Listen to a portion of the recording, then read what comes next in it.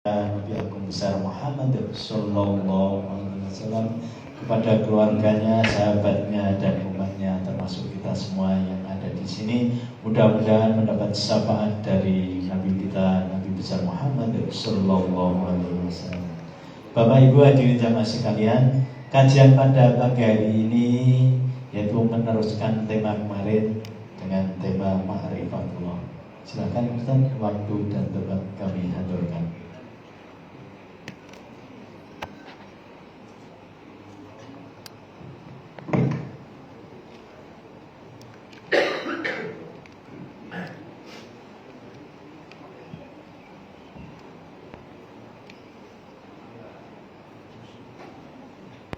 Assalamualaikum warahmatullahi wabarakatuh.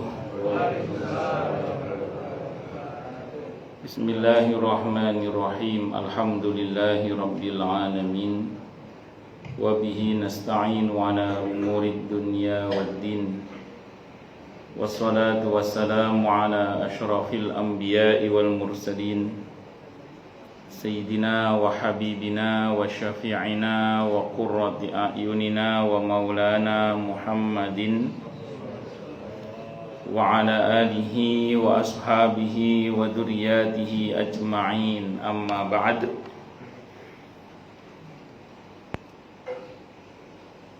Ashhadu an la ilaha illallah wa ashhadu anna Muhammadar Rasulullah wa ufawwidu amri ilallah. Innallaha basirum bil ibad. Hasbiyallahu la ilaha illa huwa alaihi tawakkaltu wa huwa rabbul arshil azim. Qala Allahu ta'ala fi kitabihil karim hikayatan an Nabiyillahi Musa alaihi salam. Rabbi shrah li sadri wa yassir li amri wahlul 'uqdatam min lisani yafqahu qawli.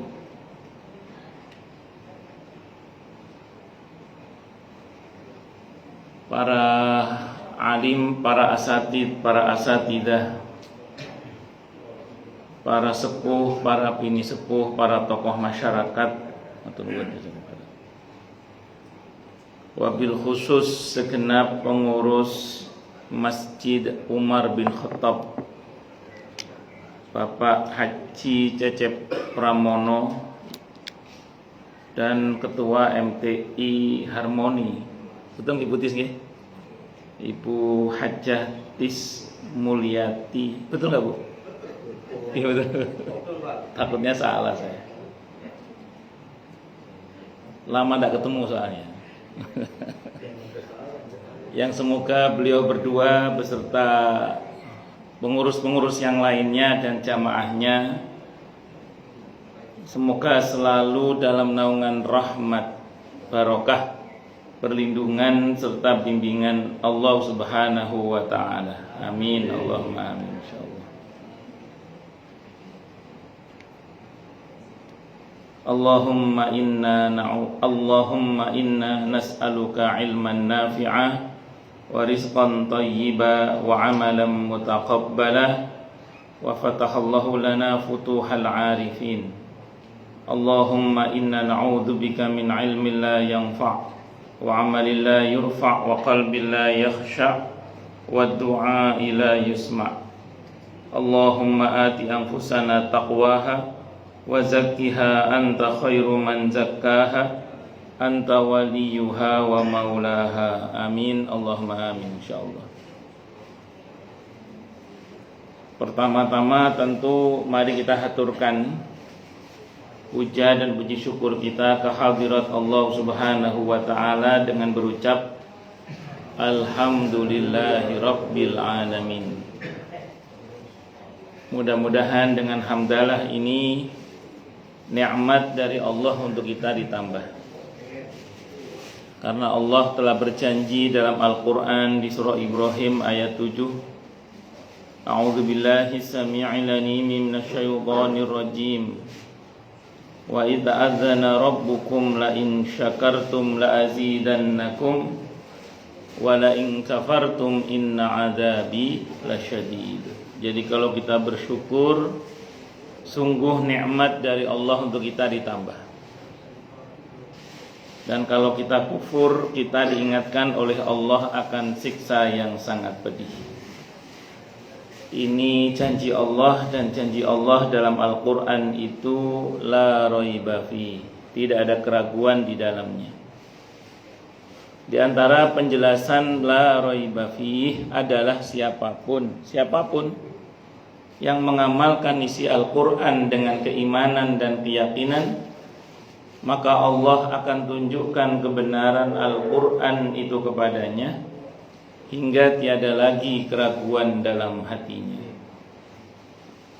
Salawat dan salam semoga tercurah limpahkan untuk junjungan kita Nabi besar Muhammad sallallahu alaihi wasallam.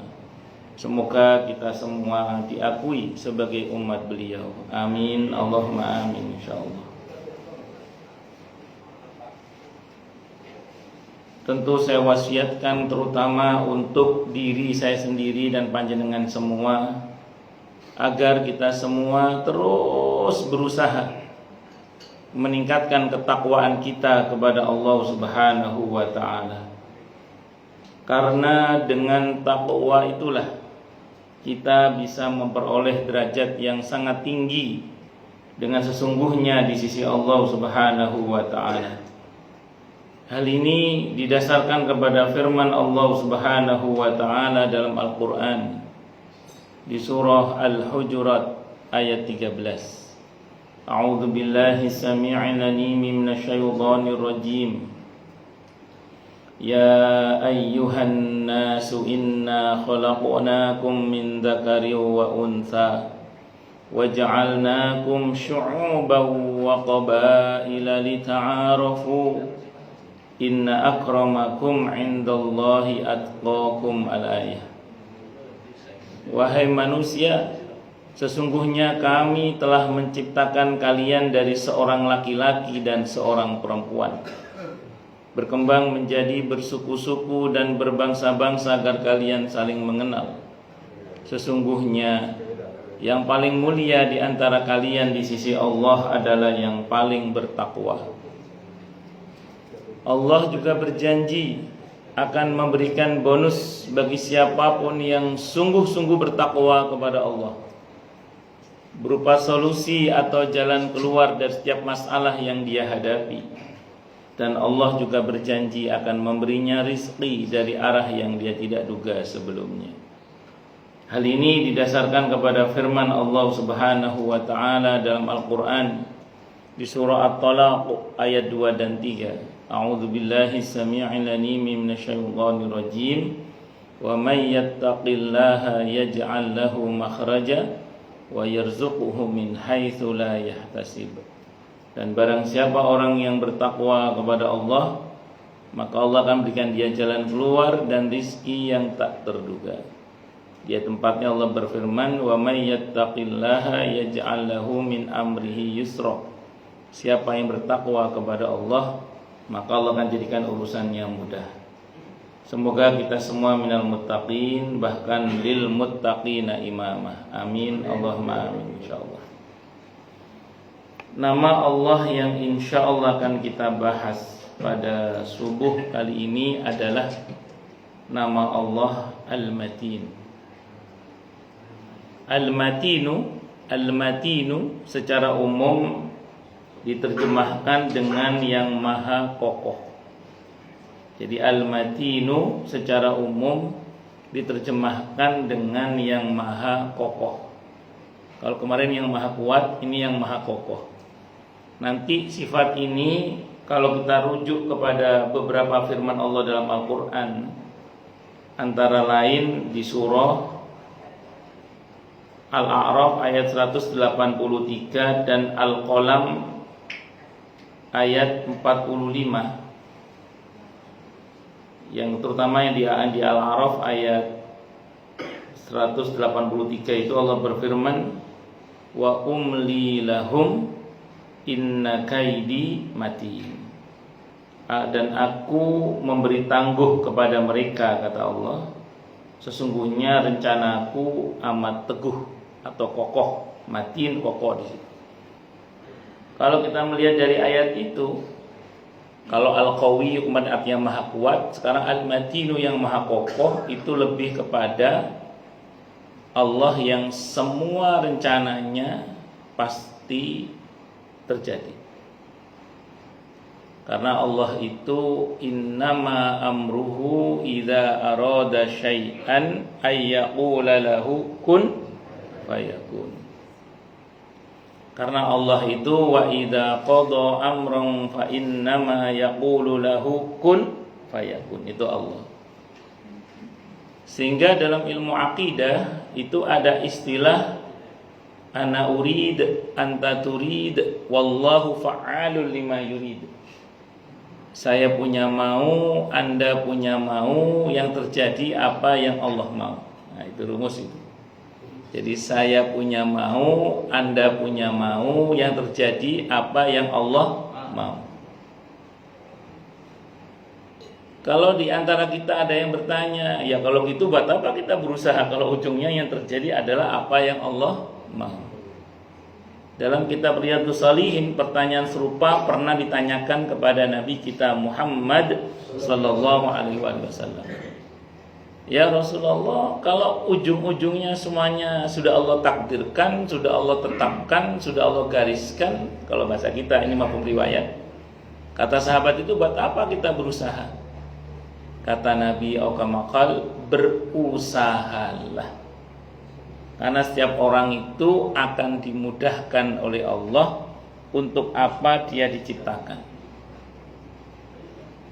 Makanya di dalam meyakini nama Allah yang ini berkaitan, kalau dikaitkan dengan takdir Allah, di mana Allah itu kalau berkehendak kun pasti fayakun.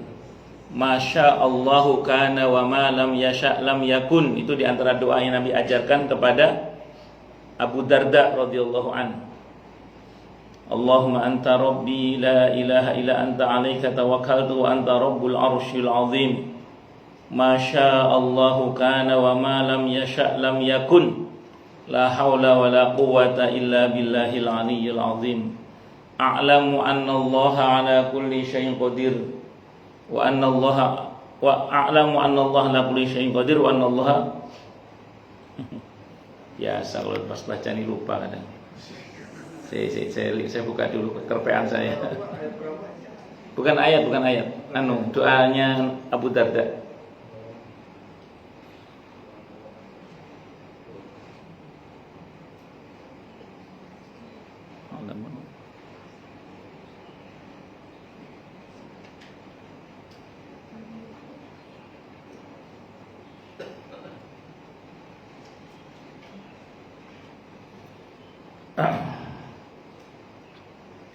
Cepetan Google. Wa anna Allaha qad ahata bi kulli syai'in ilma. A'lamu anna Allaha ala kulli syai'in qadir wa anna Allaha qad ahata bi kulli syai'in ilma. Allahumma inni a'udzu bika min syarri nafsi wa min syarri ghairi wa min syarri kulli dabbatin anta akhidhum bi nasiyatiha. Inna rabbi ala siratim mustaqim. Itu ada kata-kata tadi di awal itu, masya Allahu kana wa ma lam yasha lam yakun. Apa yang Allah kehendaki ada pasti ada. Apa yang Allah kehendaki, apa yang tidak Allah kehendaki maka tidak akan pernah ada. Makanya kalau kita zikir habis sholat itu, Allahumma la mani'a lima ataita wa la mu'tiya lima mana'ta wa la radda lima qadaita wa la yanfa'u dzal jaddi minkal jadd. Apa yang Allah kehendaki sampai tidak akan ada yang bisa menghalangi. Apa yang Allah kehendaki tidak sampai, tidak akan ada yang sanggup mendatangkan. Itu akidah kita itu begitu, dasarnya itu begitu. Kalau tadi Abu Darda itu ada riwayatnya menarik itu. Abu Darda itu satu saat pas ngobrol atau kumpul dengan para sahabat yang lain, tiba-tiba ada orang lari. Ya Abu Darda, kampungmu kebakaran. Kampungmu kebakaran. Abu Darda itu tenang-tenang aja. Loh, rumahmu di tengah-tengah situ loh. Kamu gak khawatir apa? Kata beliau, Saya tidak khawatir, karena saya hari ini sudah membaca doa Nabi. Nah, doanya tadi itu, Allahumma anta rabbi la ilaha illa anta alaika tawakkaltu wa anta rabbul arsyil azim, masya Allah kana wa ma lam yasha lam yakun, la haula wa la quwata illa billahil aliyyil azim. A'lam anna Allah ala kulli syai'in qadir wa anna Allah qad ahata bi kulli syai'in ilma.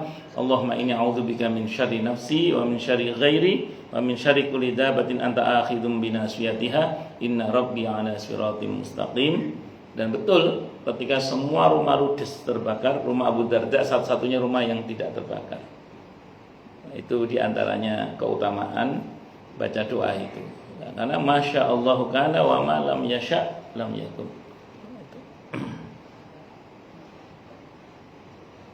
Para jamaah sekalian, hafizani wa hafizakumullah. Nah, kita dalam memahami nama Allah yang ini, jangan sampai gara-gara ini kita menjadi Jabariyah. Kalau gitu, Jabariyah itu fatalisme.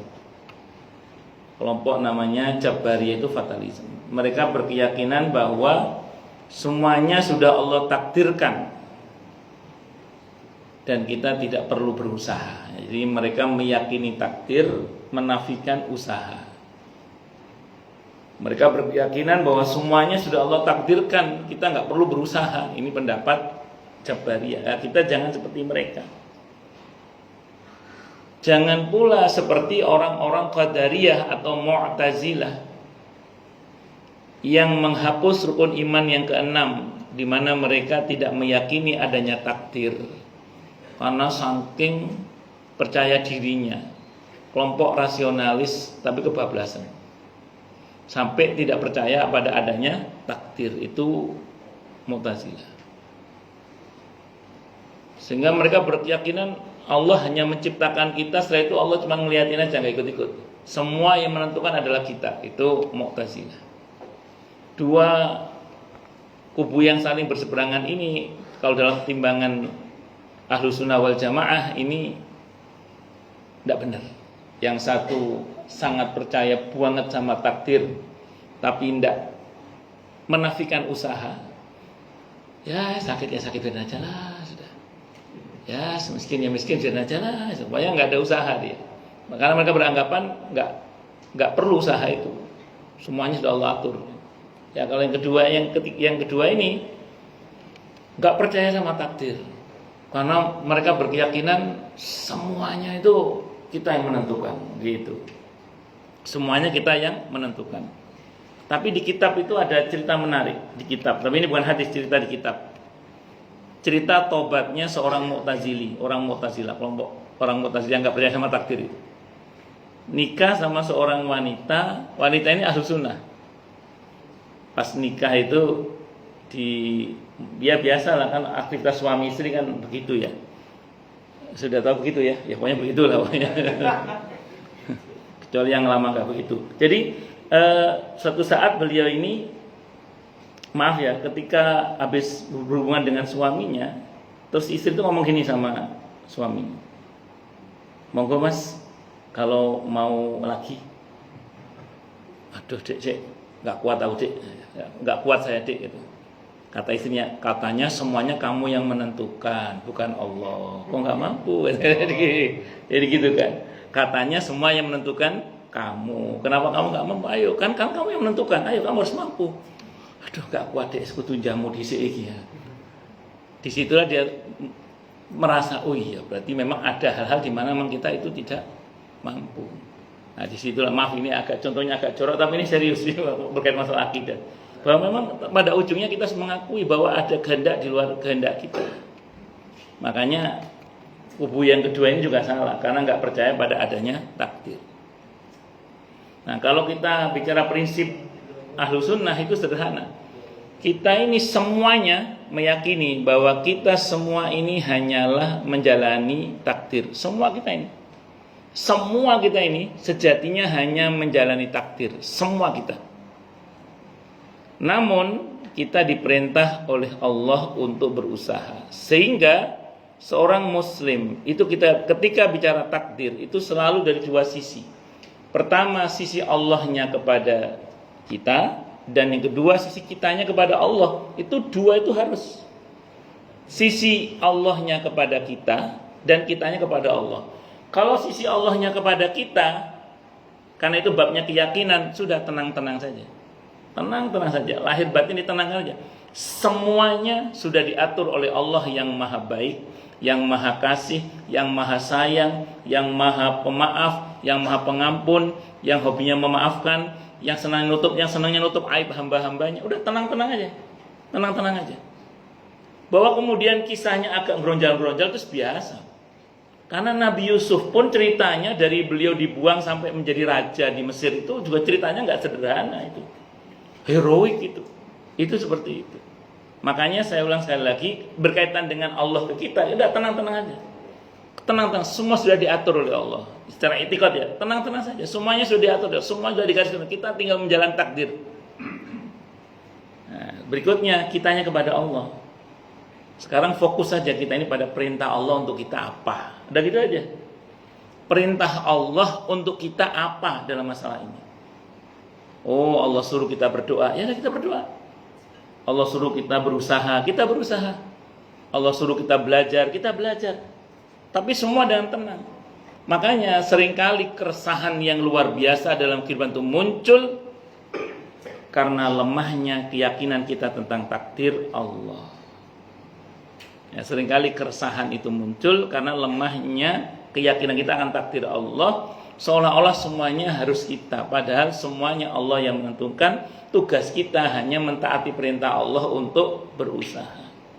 Maka kalau kata para ulama, sudahlah, nggak usah pusing, nggak usah pusing dengan apa yang sudah Allah takdirkan. Sekarang fokus saja pada perintah Allah untuk kita apa, udah gitu aja. Nggak usah berusaha ngintip takdir, nggak usah. Sudah, jalani saja, karena semuanya sudah Allah atur. Sebagaimana pertemuan kita ini juga diatur. Siapa yang pernah nyangka ketika ada seorang anak muda ganteng, Masya Allah, kos di sebuah rumah ibu kos, ternyata ponakan ibu kosnya itu cantik, terus jadi jodoh antara Pak Ponco dan Bu Dinar, Masya Allah. Yang wajahnya stabil dari dulu sampai sekarang, foto masih muda sampai sekarang, Masya Allah masih stabil. Siapa yang sangka orang Padang ketemu sama orang Jogja, Pak Julius itu, nggak ada yang nyangka kalau Allah berkehendak. Tidak ada yang Allah. Saya nggak tahu kalau Pak Fahmi sama Bu Emma ketemunya di mana, saya nggak tahu. Artinya apa? Kalau Allah berkehendak ya begitu itu. Apa kalau istilah lirik, asam di gunung, garam di laut, dalam apa itu? Ya, itu bertemu jua gitu. Tapi saya nggak boleh nyanyi terus, nanti luntur ustaz saya nanti. Itu contoh saja itu. Allah Akbar. Nah, yang ini saya sampaikan adalah tadi saya ulang kata para ulama, sudahlah, nggak usah pusing dengan apa yang Allah tentukan. Nggak usah meraba-raba takdir, nggak usah. Prinsip kita yakin bahwa semua kita sedang menjalani takdir itu. Semua kita ini. Sekarang fokus kita apa? Nyatanya begini, perintah Allah apa? Udah kita jelas. Nyatanya begini sekarang, perintah Allah apa untuk kita? Ya tadi saya bilang kalau Allah suruh kita berdoa, ya kita berdoa. Allah suruh kita beristighfar, kita beristighfar. Allah suruh kita berusaha. Allah suruh kita sedekah. Allah suruh kita silaturahim, kita silaturahim. Allah suruh kita berkomunikasi, kita berkomunikasi. Allah suruh kita untuk, sudah Allah suruh apa, sudah itu lakukan saja sebaik mungkin. Dan prinsipnya perintah Allah itu untuk kita memang ada yang sifatnya sunnatullah, ada yang sifatnya masyiatullah. Sunnatullah itu hukum kausalitas, hukum sebab akibat, proses bumi lah, jalur bumi kalau bahasa kita. Tapi tidak cukup hanya jalur bumi, harus ada jalur langit, harus ada jalur langit. Namanya masyiatullah, mengundang kehendak Allah. Jadi ada sunnatullah, ada masyiatullah. Ada sunnatullah proses bumi, sebab akibat. Ada yang masyiatullah mengundang kehendak Allah subhanahu wa ta'ala. Sering ingin saya contohkan ya, hanya seringnya ini kalau masih ingat. Ada dua warung misalnya, ada dua warung. Yang ini enak, murah. Saya mau nyebut warung pecel 1 minggu ya nggak pantas. Misalnya ada dua warung. Yang ini enak, murah, pelayanannya bagus yang ini. Yang ini mahal, judes, gak enak. Nah, kira-kira pembeli pilih yang mana? Yang inilah. Nah, ini namanya sunnatullah namanya. Sunnatullah, murah, enak, pelayanan bagus. Orang nggak akan milih ini mahal, judes, gak enak. Nah, ini orang nggak akan pilih ini. Kenapa? Karena sunnatullahnya memang begitu patutnya. Tapi dalam kenyataan ketika kita berbisnis itu nggak seperti ini yang sering terjadi. Yang sering terjadi adalah sama-sama enaknya, sama-sama bagusnya, sama-sama murahnya atau harganya kompetitif. Yang menggerakkan pembeli untuk tetap milih warung kita itu siapa? Itulah pentingnya tahajud, duha, istighfar, waqiah, sedekah, silaturahim dan lain-lain. Itu untuk mengundang pertolongan Allah. Makanya orang itu kalau jalur bumi buntu, ya jalur langit. Kalau jalur bumi buntu, jalur langit. Allahu Akbar. Kemarin ada orang cerita ke saya tentang masalahnya, wis pokoknya gak mari-mari intine ngono. Wis berusaha sana sini, istilahnya ngoten nggih. Saya bilang, wis Mas, sampean jalur bumi wis mentok kabeh. Nek tak ajari jalur langit sampean. Ini ada amalan dari sebagian para ulama kita. Saya baca ini dulu dalam kitab Khazinatul Asrar. Saya dapat penjelasan dari kiai saya juga, ini amalan Syekh Abdul Qadir Al-Jilani radhiyallahu anhu. Saya bilang gitu. Coba Mas nanti dibaca ini Fatihah, saya bilang gitu, baca Fatihah. Fatihah itu kan doa ya. Cuman kalau yang di Khazinatul Asrar itu pokoknya setiap habis sholat 20. Nah, kalau yang versi Syekh Abdul Qadir Al-Jilani radhiyallahu anhu habis sholat subuh 30, habis zuhur 25, habis asar 20, habis maghrib 15, habis isya 10. Jangan tanya dalilnya ya, saya cuma ngomong aja ini, cerita aja. Saya cuma cerita aja. Kalau Fatihah banyak dalilnya. 30, 25, 20 itu yang versi Syekh Abdul Qadir Al-Jilani radhiyallahu anhu. Kalau versi yang saya baca dalam kitab Khazinatul Asrar itu ada 20. Kalau Anda menggugat jumlah nggak harus jumlahnya, terserah jenengan. Tapi kalau ingin punya pengalaman yang sama dengan Syekh Abdul Qadir Al-Jilani radhiyallahu anhu, kalau mau punya pengalaman yang sama dengan yang ngarang kitab Khazinatul Asrar, itu paketnya. Saya termasuknya punya prinsip zikir itu tidak harus dengan angka tertentu, tapi saya punya keyakinan zikirnya sebanyak-banyaknya. Cuman jenengan moco kaken yang meniren kan? Mulut itu meniren sama sesuai dengan yang itu. Nah, terus karena ada masalah berkaitan dengan anak, saya bilang wis digedekno zikir la haula wala quwata illa billah. Kalau ini ada hadisnya, kalau ini ada hadisnya riwayat Al-Hakim dan beberapa rawi yang lain. Nah, ketika ada Auf ibn Malik al-Asy'a'i sowan kepada Nabi kita Muhammad sallallahu alaihi wasallam yang putranya dapat masalah itu, oleh Nabi disuruh bertakwa kepada Allah dan memperbanyak baca la haula wala quwata illa billah. Saya suruh gitu. Nah, itu insya Allah kalau di Khazinatul Asrar apa yang dibayangkan, nah itu insya Allah terwujud kalau di Khazinatul Asrar itu.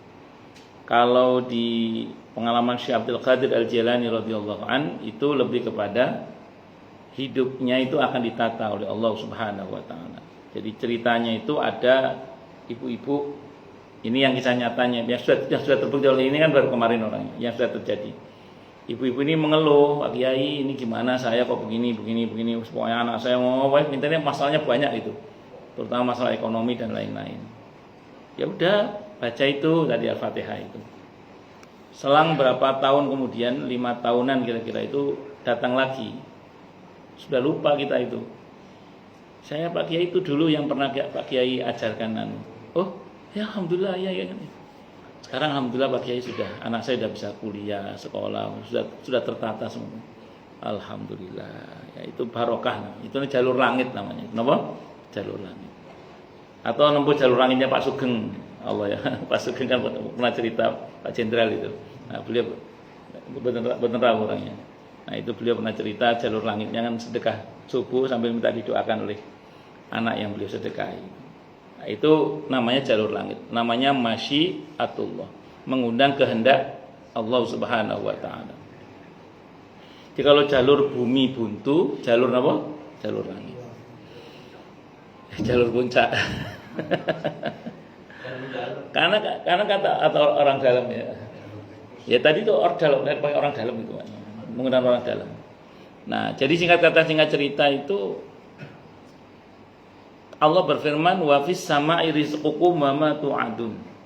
Di langitlah rizki kalian dan apa-apa yang Allah janjikan untuk kalian.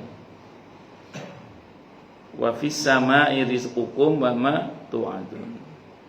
Di langitlah rizki kalian dan apa-apa yang Allah janjikan untuk kalian. Kalau mau kita terus itu surah Ad-Dariyat ayat 23. Ad-Dariyat ayat 23. Artinya gini, kalau jalur langit beres, insya Allah jalur bumi beres. Ad-Dariyat ayat 23. Wa fis sama'i rizqukum wa ma tu'adun. Di langitlah rizki kalian dan apa-apa yang Allah janjikan untuk kalian. Artinya kalau jalur langit beres, jalur bumi insya Allah beres. Makanya saya ulang sekali lagi, ini patut kita tempuh dua-duanya. Saya pas ngomong kayak gini di sebuah perusahaan teh, saya nggak sebut mereknya karena nggak ngasih sponsor. Itu ketika saat itu perusahaan teh tersebut mengalami kondisi yang agak genting dalam pemasaran. Diundang pakar-pakar ekonomi, rupanya dari sisi spiritual diundang juga. Saat itu yang didatangi saya. Berkaitan dengan supaya bagaimana ini laku bla bla bla itu. Nah, karena saya yang diundang, karena saya bagian bicara spiritualnya, saya terangkan tentang jalur-jalur spiritualnya itu. Tapi bukan dukun ya, bukan dukun. Pokoknya tak terang. No. Terus ada yang nyeletuk di belakang saya itu. Nggak masuk akal ini, nggak masuk akal. Saya terus bilang gini, kalau Anda hanya melakukan sesuatu yang masuk akal saja, maka pertolongan Allah untuk Anda hanya yang masuk akal saja. Padahal pertolongan Allah yang di luar akal kita, yang di luar jangkauan akal kita, itu jauh lebih banyak. Bukan jauh lebih banyak. Jadi kalau jenengan sebatas meyakini yang masuk akal saja, maka pertolongan Allah untuk Anda hanya yang masuk akal saja. Padahal pertolongan Allah yang di luar kemampuan akal kita menjangkaunya itu jauh lebih banyak. Bukan cuma jauh, Pak, jauh. Iya, orang Jawa itu kalau menunjukkan sangat itu tinggal nambah u sebelumnya. Ya. Makanya kalau ada orang ditanya, bojomu cantik, berarti nggak cantik itu, Pak. Orang Jawa biasa itu. Tapi kalau bojomu cantik, cawantik, itu berarti cantik betul itu, Pak. Kenapa? Pakai banget ya. Kalau pokoknya jauh itu orang Jawa belum jauh itu. Jauh. Nah, jauh berarti itu. Jauh beneran itu. Very far itu.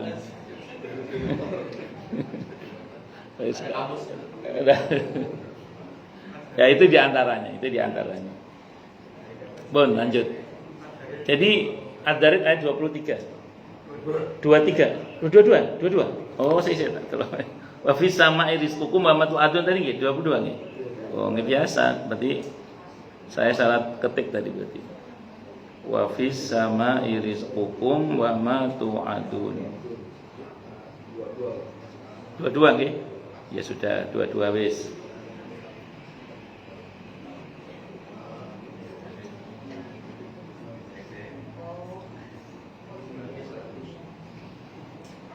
Ya sudah pokoknya yang penting ayatnya itu nggih. Berarti mungkin Google saya atau saya yang salah ketik. Wa fis sama'i rizqukum wa ma tu'adun. Wis, pokoknya tadi ayat Ad-Dariyat ayat 22 nggih berarti nggih. Ngapunten kalau saya salah. Saya ulang berarti bagaimana kita fokus pada proses itu yang notabene adalah mengundang masyiatullah. Walaupun saya ulang tadi, proses sunnatullahnya tetap harus dijalani. Jadi jangan mengabaikan proses sunatullahnya juga. Proses sunatullahnya tetap jalani.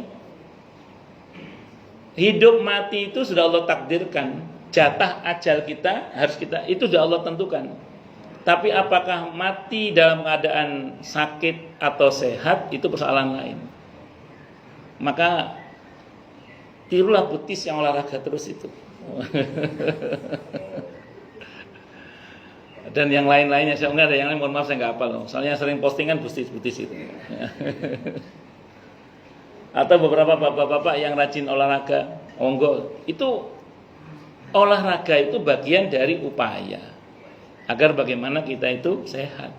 Selebihnya kita serahkan kepada Allah. Bahwa ada orang yang main tenis mati ya ada. Ada yang bersepeda mati ya ada. Ada yang habis main futsal mati ada. Mungkus karena mati itu kan nggak ngelihat gagah atau tidak gagah sehat. Cuman bahwa mau mati dalam keadaan sehat atau tidak sehat itu kembali pada pilihannya, kembali pada kita. Termasuk yang Allah wanti-wanti wala tamutunna illa wa antum muslimun. Mati pasti, tapi Allah wanti-wanti sungguh janganlah kamu mati kecuali sebagai seorang yang pasrah, muslim, patuh, tunduk kepada Allah. Itu kata kuncinya. Makanya kita harus berusaha. Tidak boleh tidak berusaha. Nah, secara umum ini yang sering saya sampaikan juga di sini ada 4 hal kata Imam Ghazali yang harus kita lakukan. Saya sampaikan singkat saja karena mungkin sering saya sampaikan. Yang pertama harus ikhtiar. Ikhtiar itu apa? Pilihan, bukan yang sudah di bahasa Indonesia kan, bukan. Kalau ikhtiar yang sudah di bahasa Indonesia kan artinya usaha. Ini ikhtiar yang masih dalam bahasa Arab, artinya pilihan. Setiap orang harus punya pilihan hidup, cita-cita, visi misi ke depan, rencana yang baik dan seterusnya itu pokoknya. Harus. Makanya seorang muslim hidupnya bukan mengalir tapi mengarah. Itu seorang muslim. Karena kita punya arah, kita punya tujuan. Inna lillahi wa inna ilaihi raji'un. Maka dalam Islam itu selalu ada niat. Hubungannya dengan pertolongan Allah, niat itu apa Ustaz? Hadisnya sahih, muttafaqun alaih Bukhari Muslim. Orang baru niat saja kalau baik sudah diberi pahala oleh Allah. Dan pahala itu rahmat Allah. Berarti orang yang berniat yang baik sudah mengundang perhatian Allah secara khusus dengan rahmatnya. Makanya milikilah selalu niat yang baik, tujuan yang baik, visi misi ke depan yang baik. Yang orientasinya dunia hasanah, akhirat hasanah. Rabbana atina fid dunya hasanah wa fil akhirati hasanah wa qina adzabannar. Puncaknya perjumpaan dengan Allah. Makanya saya ulang tadi, seorang muslim sependek yang saya pahami, hidupnya bukan mengalir tapi mengarah. Kalau orang Jawa dulu ngomongnya ngintiro ning ojo kintir. Nah, ngintiro ning ojo ngoten nggih Pak nggih. Ada orang Solo soalnya. Ngintiro ning ojo kintir. Ngintiro itu menghanyutlah. Mengarah berarti, bukan terhanyut. Ngintiro ning ojo kintir apa maning kentir. Ah wis napa? Ngoten. Itu harus jelas arahnya. Ya.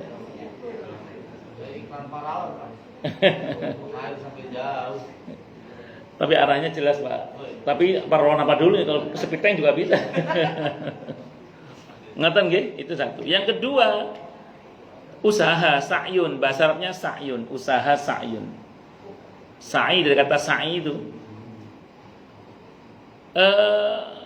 Ini memang erat hubungannya dengan kejadian Siti Hajar alaihissalam. Ketika Siti Hajar itu atas perintah Allah, Nabi Ibrahim disuruh meletakkan Siti Hajar di lembah yang namanya Bakkah, sekarang Makkah itu, di sebuah rumah kuno kata Al-Quran itu di situ dikatakan sesuai dengan namanya. Bakkah itu artinya nangis, kata buka artinya nangis. Sesuai dengan namanya, Nabi Ismail nangis karena kehabisan bekal. Apa yang terjadi kemudian? Nabi Ismail nangis, Siti Hajar tahu ini padang berbatu, tidak mungkin gali sumur. Beliau tahu di situ nggak ada air, tahu beliau nggak ada air, nggak ada yang orang tinggal situ. Tapi akidahnya mengatakan saya harus berusaha. Sa'yun itu, beliau berusaha naik ke Bukit Sofa, Marwah. Tidak nemu air di Bukit Sofa, nggak nemu beliau. Di Marwah juga nggak nemu. Tapi dapat air nggak? Dapat. Di luar dugaan dapatnya. Di bekas dalam Sahih Bukhari, di bekas jejakan kaki Nabi Ismail yang digali oleh malaikat Jibril dengan sayapnya. Ini yang dibilang tadi, walaupun rasanya tidak mungkin, udah taati aja perintah Allah. Apa usaha? Ya udah usaha aja. Gak usah berpikir ini terlalu jauh ini itu, pokoknya mau gue berusaha. Ya walaupun kita berhitung silakan, tapi jangan lantas tidak berusaha. Berusaha. Dan ketika kita berusaha itu, dalam hati kita tetap bertawakal hanya kepada Allah, dan adapun proses itu semata-mata karena mentaati perintah Allah. Kalau yang pernah saya lakukan tertibnya itu gini, ya Allah, semuanya hamba serahkan padamu ya Allah. Tapi besok saya mau menemui si fulan ya Allah. Dan hamba, engkau maha tahu, hamba tidak berharap sama dia, pure hamba berharap hanya padamu ya Allah. Saya menemui dia sebatas karena untuk mentaati perintahmu ya Allah, untuk berusaha. Selebihnya kita serahkan pada diri. Kita berangkat itu dengan penuh ketawakalan, nggak berharap sama makhluk, sama Allah. Bahwa kita menemui seseorang itu karena mentaati perintah Allah untuk berusaha. Misalnya gitu misalnya. Dan qadarallah, alhamdulillah, masya Allah, Allah mudahkan. Karena semuanya kita serahkan kepada Allah Subhanahu wa ta'ala. Bisa dimengerti ya? Nah, itu seperti itu. Terus kemudian yang ketiga, doa. Hadisnya dari At-Tirmidzi, la yaruddul qada'a wal qadara illa doa. Tidak ada yang bisa menolak ketentuan Allah yang belum dan yang sudah terjadi kecuali doa. Makanya banyak-banyak mohon kepada Allah, sapa Allah dengan sungguh-sungguh. Inti dari doa itu sapaan ya, bukan permintaan. Inti dari doa itu sapaan, bukan permintaan. Maka kalau dalam berdoa jangan lupa nyapa Allah sebanyak-banyaknya. Jangan langsung pada persoalan, jangan langsung pada pokok persoalan. Tapi rayu dulu, karena ada orang yang berdoa kepada Allah langsung pada pokok permintaan, kata Nabi, ini terburu-buru. Bahwa ya dipuji-puji dulu Allah itu. Bersolawat dulu kepadaku baru minta. Makanya kalau ada orang yang berdoanya langsung pada pokok permintaan itu kurang pas. Yang pas adalah rayu Allah dengan namanya yang sebanyak-banyaknya, yang sesungguh-sungguhnya. Maka kata para ulama, di antara kiat doa yang mustajabah adalah merayu Allah dengan namanya sebanyak-banyaknya. Ya Arhamar Rahimin, ya Dzal Jalali wal Ikram, ya Hayyu ya Qayyum, ya Arhamar Rahim, ya Wadud ya Ghaffar, ya Mujibad da'awat. Allahumma inna nas'aluka bi annana nashhadu annaka antallah la ilaha illa anta al-ahadu as-samadu alladzi lam yalid wa lam yulad wa lam yakul lahu kufuwan ahad. Misalnya gitu itu. Pokoknya kita rayu Allah dengan nama-namanya yang sebanyak-banyaknya. Baru kita bersolawat misalnya. Enggak hafal Ustaz, ya baca aja itu yang 99 itu baca. Ya Allah ya Allah ya Rahman Rahim. Itu seperti itu. Allahu Akbar. Atau kalau memang sulit untuk berdoa, hadisnya dari At-Tirmidzi, baca alhamdulillah itu afdhalud doa. Kalau kita bingung mau doa apa, sudah ulang-ulangnya alhamdulillah. Alhamdulillah. Alhamdulillah. Alhamdulillah. Itu afdhalud doa, alhamdulillah. Itu kalau yang bingung. Ini ada kisah nyata berkaitan alhamdulillah itu. Ada seorang pembicara dari Surabaya.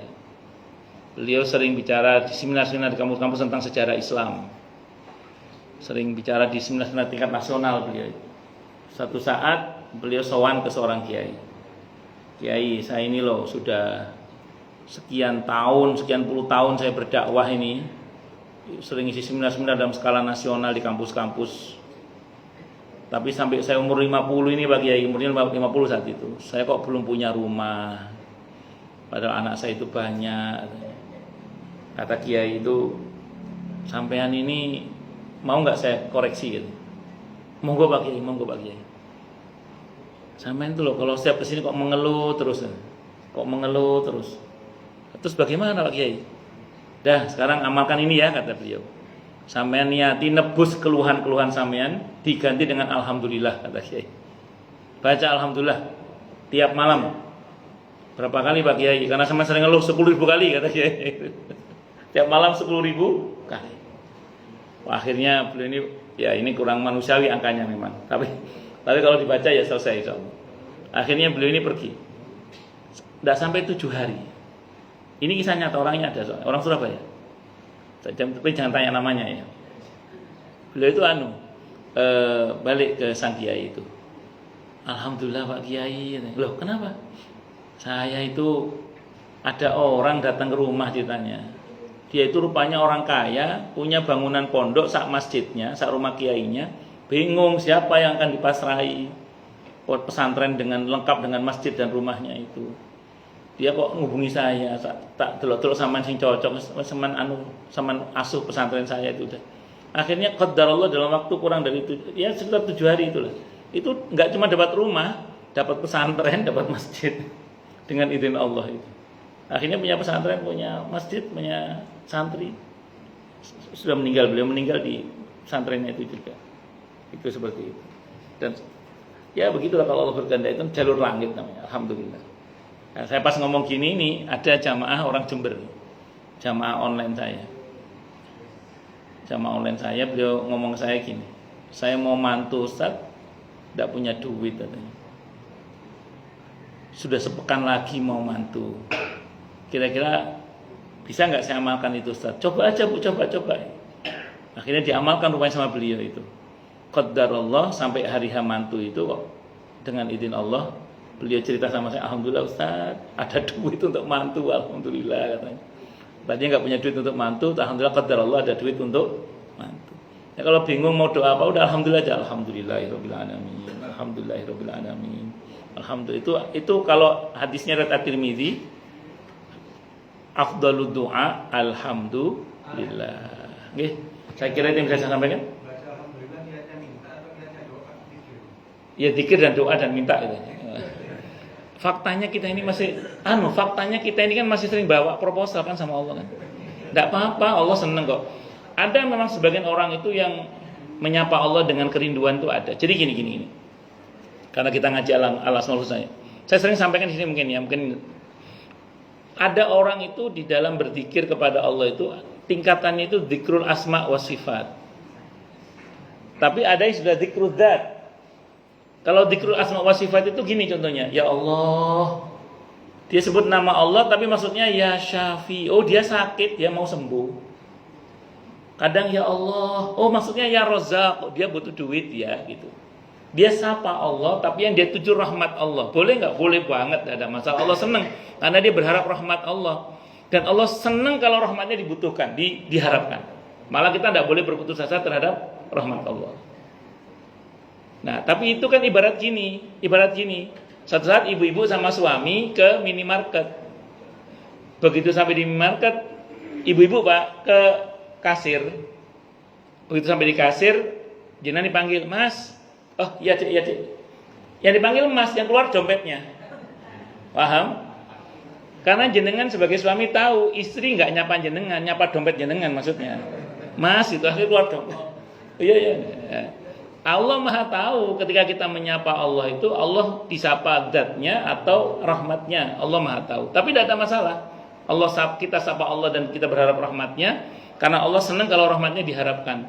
Cuman memang ada orang-orang tertentu itu ketika berzikir kepada Allah dia betul-betul dzikrul asma wa sifat. Dzikrul dzat, maaf. Ya Allah, betul-betul ridho Allah yang diharapkan. Cinta Allah yang diharapkan, dekat dengan Allah yang diharapkan, dibersamai oleh Allah yang diharapkan. Ya Allah, betul-betul Allah yang dia rindukan. Itu ada. Cuma kita semua kan masih belajar, maksud saya juga masih belajar. Itu kalau saya sering buat analogi sederhana, ketika jam 00 dini hari tiba-tiba istri manggil jenengan, Pak, Mas, opo dik. Nah itu kan karena pasti itu mengharap jenengan, tau? Nggak mungkin mengharap dompetnya tadi. Masa jam 1 berharap dompetnya. Nah, saya kira ngeten nggih Pak Agung nggih. Allah a'lam bishawab. Nggih, monggo Bu Indah. Oh, baru 3, tawakal. Jadi ikhtiar pilihan tadi niat, tujuan, visi misi ke depan ya. Terus yang kedua usaha, yang ketiga doa, yang keempat tawakal. Berserah diri kepada Allah. Nah, ngeten nggih. Kalau bertawakal kepada Allah, At-Thalaq ayat 3. Wa may yatawakkal 'alallahi fahuwa hasbuh. Siapa yang bertawakal kepada Allah, maka Allah akan mencukupinya. Nah, ngaten nggih, wallahu a'lam bishawab. Nggih, monggo silakan. Bapak-bapak ngomong tadi. Tanya, protes, marah boleh.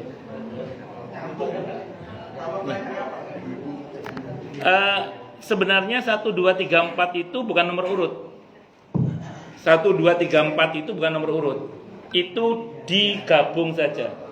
Jadi kata saya contohkan. Ketika saya mau menemui seseorang itu, saya bilang sama Allah, ya Allah, Engkau Maha tahu semuanya, hamba serahkan padamu ya Allah. Izin besok saya mau menemui si fulan ya Allah.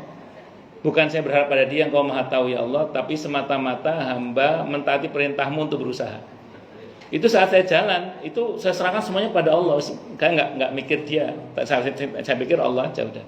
Begitu saya datang sebelum SOP-nya ya dengan kesadaran saya menemui seseorang, ya dengan akhlaknya, tapi hati ini semuanya ke Allah. Di dalam proses itu pun ada tawakal, dalam pasrah ada kepasrahan.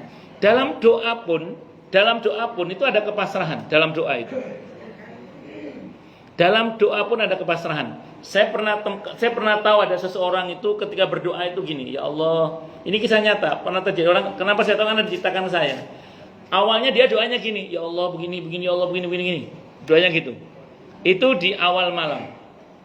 Kemudian di tengah-tengah dia berdoa itu muncul keraguan, kan dia hajatnya banyak, itu besar. Terus di tengah-tengah berdoa itu dia mikir, apa ya iya gitu. Begitu apa ya iya, dia berhenti dulu berdoa itu. Dia berhenti berdoa. Apa ya iya gitu. Dia berhenti berdoa. Begitu dia berhenti berdoa karena apa ya iya tadi itu, begitu dia berhenti berdoa terus dia buka Al-Qur'an. Rupanya yang kebuka adalah surah Ali Imran ayat 26 itu dan 27 itu, bahwa Allah berkuasa memberi dan mencabut itu kan. Akhirnya dilanjutkan doanya itu. Karena dia yakin dengan Allah Maha Kuasa atas sesuatu itu. Nah, setelah saya berdoa di malam itu juga dia mikir lagi. Dah yang ngapain saya maksa-maksa kepada Allah? Udah saya serahkan saja sama Allah. Akhirnya doanya berubah. Pertama tentang rumah ya saat itu. Pertama kan dia berharap rumahnya jangan disita. Karena besok udah mau disita rumahnya itu. Dia doa gini, ya Allah, ini doa terakhirnya dia di ujung malam. Yang rupanya akhirnya Allah kabulkan dengan izin Allah itu. Dia doa gini, ya Allah, kalau memang rumah ini kau takdirkan untuk disita, pun monggo ya Allah silakan diambil rumah saya. Dan semoga ini jadi penebus dosa hamba ya Allah. Hamba serahkan semuanya padamu ya Allah. Ya Allah, kalau memang anak hamba mau putus sekolah, karena anaknya sudah diperingatkan kalau nggak bayar nggak bisa sekolah lanjut. Akhirnya doa, ya Allah, kalau memang anak saya tidak bisa sekolah lagi, saya terima keputusanmu untuk hamba ya Allah. Ampuni hamba, saya terima semuanya. Tolong berikan yang terbaik untuk anak hamba. Hamba serahkan semuanya padamu ya Allah, anak hamba. Diserahkan anaknya kepada Allah. Karena sudah berusaha mentok itu. Terus yang terakhir, istrinya gugat cerai. Sudah hampir cerai itu ceritanya. Ya Allah, kalau memang Engkau takdirkan hamba untuk bercerai dengan istri hamba, pun monggo hamba serahkan istri hamba padamu ya Allah. Bagaimana baiknya? Pun saya terima semua keputusan ya Allah, asal semua jadi sebab ampunan hamba. Begitu diserahkan semuanya, subuh itu dia sholat di masjid jamaah ceritanya. Selesai sholat jamaah, dan itu dia pertama kali jamaah setelah sekian lama nggak pernah jamaah di masjid karena bergelimang dosa tadi itu. Dia akhirnya ke masjid habis sholat subuh sampai syuruk dia baru pulang. Begitu pulang depan rumahnya itu sudah ada orang yang nunggu. Kata dia, ya Allah, rentenir kebangetan. Janji jam 7 jam 6 udah sampai rumah katanya. Dikira rentenir itu yang sampai di depan rumahnya itu. Ternyata begitu sampai bukan rentenir, teman kuliahnya, teman sekolahnya dulu. Akhirnya, kamu ya tumben. Akhirnya dirodokan kan ternyata yang datang temannya kan. Duduklah dia, begitu duduk di situ diceritakanlah, mau minum apa? Kopi, susu, air putih aja ya. Oh ya ada air putih karena istrinya nggak ada. Dia cerita gitu ke saya, cerita gitu. Akhirnya begitu sampai ngobrol, ternyata temannya itu gini, saya ada proyek ini katanya. Saya ingat kamu kan ahlinya, ahli naksir alat-alat berat di daerah luar Jawa. Kamu kan ahlinya. Ayo ikut saya. Kata temannya, enggak, saya enggak ikut. Karena dia ada masalah hari itu sudah selesai semua, mulai dari sidang istrinya, rumahnya mau disita, dan anaknya putus sekolah. Udah gini aja deh. Kalau ingin, karena kamu maksa, saya maunya dikasih uang sekian ratus juta gitu. Saya nggak tahu angkanya berapa. Dia ngomong begitu supaya temennya itu nggak ngajak gitu maksudnya, karena dia lagi pusing kan. Kata dia, oh ya sudah segitu. Oke, saya kasih, nggak apa-apa. Waget ya, loh. dia nyebut angka segitu kok dikasih. Ya udah. Tapi saya nggak punya uang cash segitu. Adanya separuhnya, ini terima aja dulu.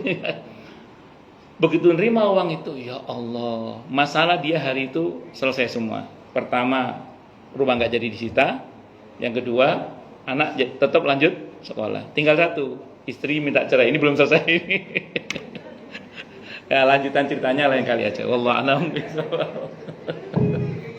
Ya, monggo. Assalamualaikum warahmatullahi wabarakatuh. Pak Ustaz, Okay. jadi ini terkait masalah kita udah usaha tapi Okay.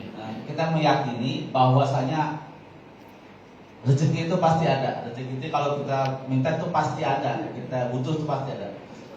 Yang saya tanyakan begini, Ustaz, ketika kita meyakini rezeki itu ada dan pas hari H kita belum megang, itu rasa khawatir itu kita normal, Ustaz. Jadi kita yakin rezeki itu, cuman pas kita umpamanya kebutuhan anak, biaya sekolah atau pendidikan, kita belum megang hari H-nya itu. Nah itu yang perasaan itu, apa kita salah perasaan waduh, kita belum khawatir karena hari itu kalau nggak bayar hari itu anak kita nggak bisa ikut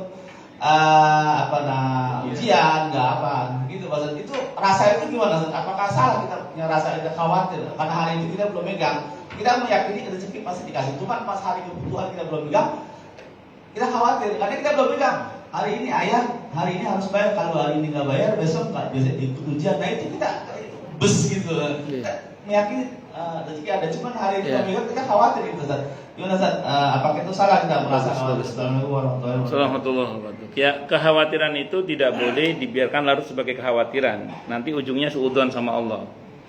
Maka kekhawatiran harus disusul dengan harapan dan tawakal, keberserahan kepada Allah.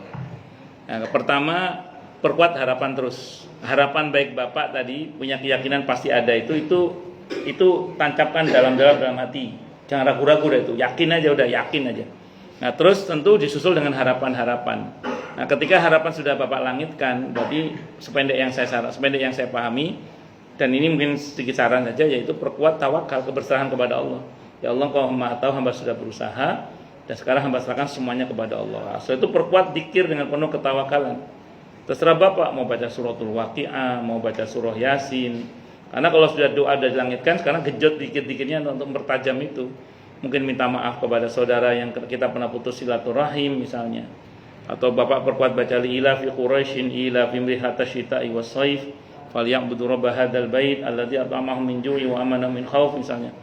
Atau berbanyak baca la ilaha illa anta subhanaka inni kuntu minadh dhalimin, atau kalau perlu semalam suntuk shalawat. Ada hadisnya, Ustaz, ada dalam kitab Riyadhus Shalihin. Ubay bin Ka'ab radhiyallahu an itu ketika beliau tanya sama Nabi, ya Rasulullah, bagaimana kalau di waktu malam hari itu doa saya semuanya shalawat kepadamu? Kata Nabi, aukamaqal idan tuqda hajatuk wa yukfahamuk wa yughfaru laka dzambuk. Kalau itu yang kamu lakukan, hajatmu dipenuhi, kesedihanmu dicukupkan, enggak sedih lagi, dan dan diampun dosa-dosamu. Aukamaqal. Itu ada dalam kitab Riyadhus Shalihin kalau kita mau shalawat semalam suntuk. Sedikit cerita ya, kakek saya Allah yarham itu pernah kedatangan tamu orang gila. Kata keluarganya, Pak Kiai tolong diobati, didoakan lah supaya sembuh. Kakek saya itu kiai tapi suka doain orang gitu maksudnya. Beliau imam musola. Nah terus kemudian suatu saat dibawa ke kakek saya kan, qadarullah sembuh. Saya kenapa tahu? Karena pertama kakek saya yang cerita, yang kedua yang sakit itu bapaknya teman saya SD. Nah suatu saat qadarullah sembuh itu, semalam itu sembuh. Terus kakek saya cerita, awak mengerti nggak tak wacana opo? Kata kakek saya, boten buya. Saya manggil buya ke kakek saya. Iku sewengi tak wacana sholawat katanya. Sewengi semalam saya bacakan sholawat. Saya mohon pada Allah agar orang ini sembuh. Qadarullah sembuh, dan memang sembuh betul bapaknya teman saya itu. Dengan itu Allah sembuh. Sewengi tak wacana sholawat. Ya kalau sopir bis malam untuk hajat uang 100-200 ribu aja rela melek semalam suntuk, masa kita untuk hajat anak sekolah nggak mau melek semalam suntuk? Ya sholawat dihajar habis-habisan. Mohon terus sama Allah, dan tetap berbaik sangka pada Allah, terus itu dimaksimalkan. Insya Allah nanti ketemu jalannya. Wallahu a'lam bishawab. Satu lagi, Ustaz. Oke, monggo. Silakan Ibu. Bismillahirrahmanirrahim. Assalamualaikum warahmatullahi wabarakatuh. Waalaikumsalam warahmatullahi wabarakatuh. Sehat Pak Ustaz? Sehat Bu, alhamdulillah, masyaallah, barakallahu fiik. Ustaz, Nggih yang Bu. mau saya tanyakan begini Pak Ustaz. Ada kawan, dia mengatakan begini, semua agama sama kok, yang penting kan kita berbuat baik. Terus dia membicarakan kayak perkawinan antar agama itu boleh-boleh aja. Sepertinya saya lihat itu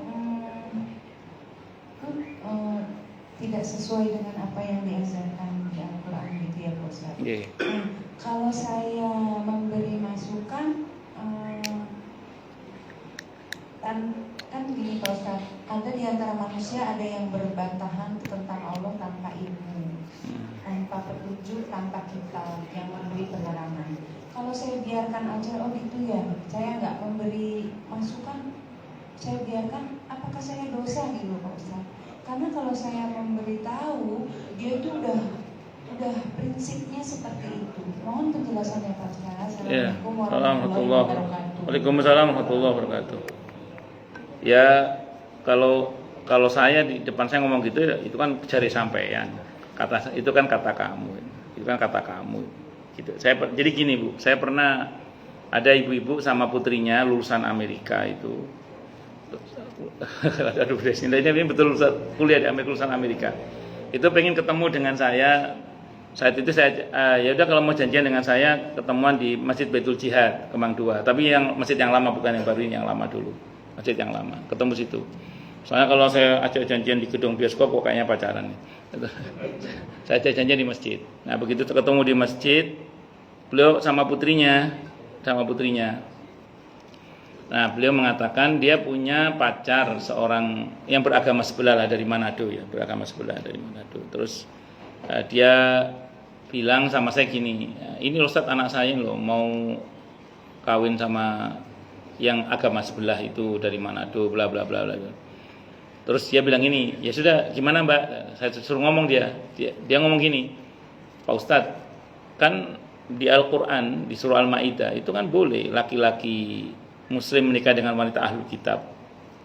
Ya berarti kan boleh Ustadz kalau saya wanita menikah dengan laki-laki ahlu kitab di luar Islam. Dia bilang, saya muslimah nikah dengan ahlu kitab di luar Islam. Dia bilang gitu.